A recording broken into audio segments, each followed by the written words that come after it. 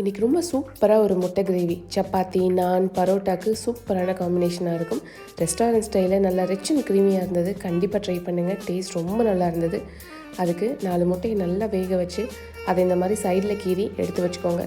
இப்போ ஒரு கடாயில் எண்ணெய் சேர்த்து அது கூட கரம் மசாலா சேர்த்து 2 பெரிய வெங்காயம், 2 தக்காளி, பூண்டு பல், இஞ்சி, பச்சை மிளகாய், காஞ்ச மிளகாய், முந்திரி சேர்த்து நல்லா வதக்கி விட்டுக்கோங்க. அது நல்லா வதங்கினதும் இப்போ அது கூட உப்பு, மஞ்சள் தூள், கரம் மசாலா சேர்த்து அதையும் நல்லா வதக்கி விட்டுட்டு ஒரு மிக்சர் ஜாரில் சேர்த்து அது கூட 1 ஸ்பூன் சர்க்கரை சேர்த்து கொத்தமல்லி சேர்த்து நல்லா நைஸாக அரைச்சிக்கோங்க. இப்போ ஒரு கடாயில் நெய் சேர்த்து நம்ம அரைச்ச பேஸ்ட்டு அது கூட சேர்த்து தேவையான அளவுக்கு தண்ணி சேர்த்து நல்லா கலந்து விடுங்க.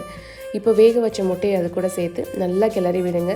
இது இந்த மாதிரி வற்றி இந்த க்ரீமி டெக்ஸ்சருக்கு வரணும். இந்த ஸ்டேஜில் 1 ஸ்பூன் நெய் சேர்த்து கடைசியாக பொடியாக நறுக்குன கொத்தமல்லி சேர்த்து நல்லா கிளறி விட்டு சப்பாத்தி நான் எது கூட வச்சு சாப்பிட்டாலும் டேஸ்ட் நல்லாயிருக்கும். ரைஸ்க்கும் நல்லாயிருக்கும். கண்டிப்பாக ட்ரை பண்ணுங்கள்.